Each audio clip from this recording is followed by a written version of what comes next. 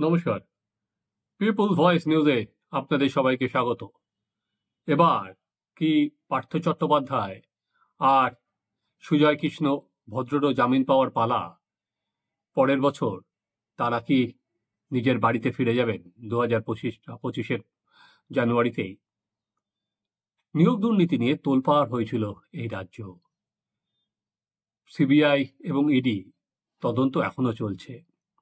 তারা এখনো বলছেন যে এটা সমুদ্রে যাওয়ার মতো, যে যতই প্রচুর গভীর নাকি এই তদন্ত চলছে তো চলছেই, কিন্তু শেষ পর্যন্ত তদন্তের শেষে মাথা পর্যন্ত কি পৌঁছানো যাবে, নাকি পার্থ চট্টোপাধ্যায়তে এসেই মাস্টার মাইন্ড বলে সেটা শেষ হয়ে যাবে? এই যে ব্যাপক শিক্ষায় নিয়োগ দুর্নীতি, যেটা পার্থ চট্টোপাধ্যায়ের মাথা থেকেই বেরিয়েছে, সেটাতেই শেষ হয়ে যাবে জানা নেই এখনো পর্যন্ত।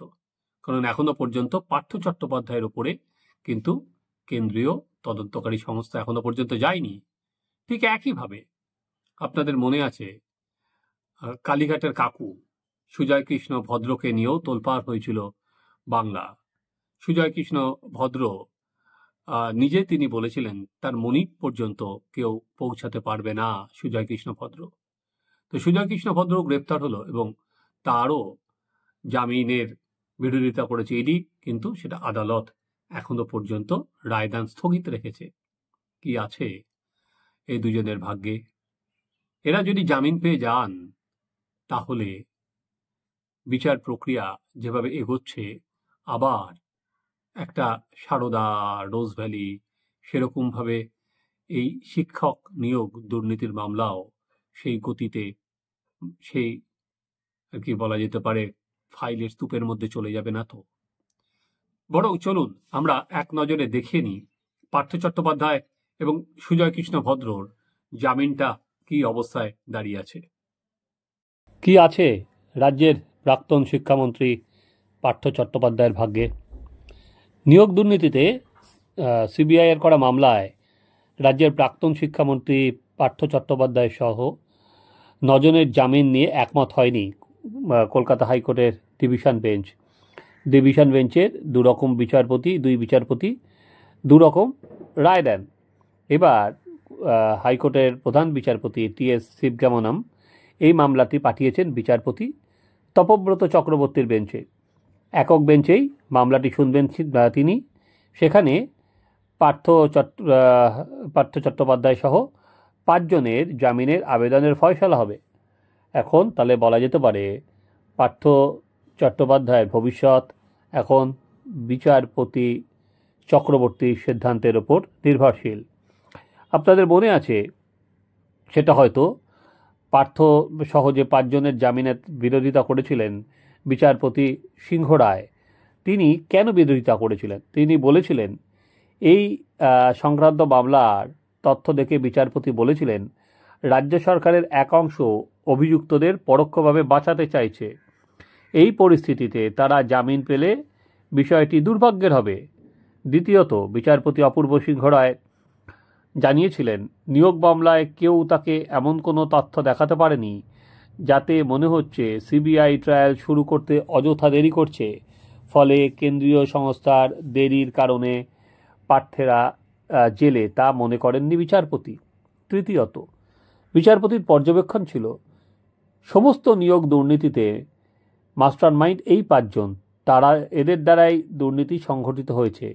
সাধারণ অভিযুক্তদের সঙ্গে পার্থদের তুলনা চলবে না, তিনি জানিয়েছিলেন। চতুর্থত, পার্থসহ যে 5 জনকে জামিন দেওয়া হয়নি তারা এখনও প্রভাবশালী। তারা জামিন পেলে নিয়োগ মামলায় তথ্য প্রমাণ নষ্ট হতে পারে। অন্যদিকে বিচারপতি অরিজিৎ বন্দ্যোপাধ্যায় তিনি বলেছিলেন অনির্দিষ্টকালের জন্য কোনো ব্যক্তিকে আটকে রাখা তাকে দোষী সাব্যস্ত করার অনুরূপ। তার বিরুদ্ধে অভিযোগ যতই গুরুতর হোক না কেন, আদালতের সামনে বিচার প্রক্রিয়ায় তা প্রমাণ করতে হবে। প্রমাণ না হওয়া পর্যন্ত অভিযোগের ভিত্তিতে অভিযুক্তকে এতদিন সময় কারাগারে বন্দী রাখা যাবে না। তাই পার্থদের জেল হেফাজত রাখার আর প্রয়োজন নেই বলে বিচারপতি বন্দ্যোপাধ্যায় মনে করেছিলেন। তবে একই সঙ্গে তিনি সিবিআই যে তদন্ত চালাতে পারবে সেই কথাটাও তিনি বলেছিলেন। অর্থাৎ আস্তে আস্তে সবারই আমরা দেখলাম এই নিয়োগ দুর্নীতি মামলারও অনেকে জামিন হয়ে গেছে। এবার পার্থ চট্টোপাধ্যায়ের ভবিষ্যৎ ঝুলে থাকলো এখন বিচারপতি চক্রবর্তীর সিদ্ধান্তের ওপর। চলুন দেখি পার্থ চট্টোপাধ্যায়ের নতুন বছর নিজের বাড়িতে ফিরতে পারেন কিনা। নিয়োগ দুর্নীতিতে আর এক কুশীলব হচ্ছেন সুজয় কৃষ্ণ ভদ্র ওরফে কালীঘাটের কাকু। তো তারও জামিন মামলার শুনানি ছিল, তবে রায়দান স্থগিত রেখেছেন কলকাতা হাইকোর্টের বিচারপতি শুভ্রা ঘোষ। আপনাদের হয়তো মনে আছে, প্রাথমিক নিয়োগ দুর্নীতি মামলায় ইডি রাতে গ্রেপ্তার হয়েছিলেন সুজয় কৃষ্ণ ভদ্র। সেখানে সোমবার বিচারপতি শুভ্রা ঘোষের এজলাসে মামলাটি ওঠে। দীর্ঘদিন শুনানির পর এই মামলা শেষ হয়েছে। এর আগে এই মামলা চলছিল বিচারপতি তীর্থঙ্কর ঘোষের এজলাসে। পরবর্তীকালে ডিটারমিনেশন চেঞ্জ হওয়া মামলা আসে বিচারপতি শুভ্রা ঘোষের এজলাসে। ইডি স্বাভাবিকভাবেই এর জামিনের বিরোধিতা করেছে। কালীঘাটের কাকুর কথা মনে হলেই তার গলা কাকুর গলা দিয়ে কী স্বর বেরোলো সেটা কিন্তু আমরা আজকেও জানতে পারিনি। আপনাদের মনে হচ্ছে হয়তো সেখানে কাকুর গলার ভয়েস টেস্ট করা হয়েছিল। সেখানে সুজয় কৃষ্ণ ভদ্র ঘনিষ্ঠ এক সিভিল ভলেন্টিয়ার রাহুল বেরার সঙ্গে কথোপকথনের অডিও পেয়ে যান আধিকারিকরা। পরে কাকুর কণ্ঠস্বর মিলে যায় ফরেন্সিক রিপোর্টে। এরপর থেকে উঠে আসতে শুরু করে কি বড় ধরনের কোনো ক্লু পাওয়া গেল, কিন্তু সেটা আমরা কিন্তু আর তারপরে জানিনি। কাকু বলেছিলেন, আপনাদের মনে আছে হয়তো, আমার মনিবকে কেউ ছুঁতে পারবে না। তো কাকুর মনিব পর্যন্ত তো সত্যিই এখনও কি ছোঁয়া গেল? এখনও তো ছোঁয়া গেল না। যে কাকুর কণ্ঠস্বর পরীক্ষা করার জন্য মনে আছে হয়তো হাইকোর্টের বিচারপতির নির্দেশে প্রায় সিআরপিএফ দিয়ে তাকে এসএসকেএম থেকে তুলে নিয়ে গিয়ে তার ভয়েস স্যাম্পল টেস্ট করা হয়। এত টান টান নাটকের পরেও তারপর কিন্তু আবার সেই কেসটা বলা যেতে পারে বরফ শীতল হয়ে গেল। কি হলো না হলো, এখন কাকু কি জামিন পাবেন? দেখা যাক বিচারপতি কি রায় দেন।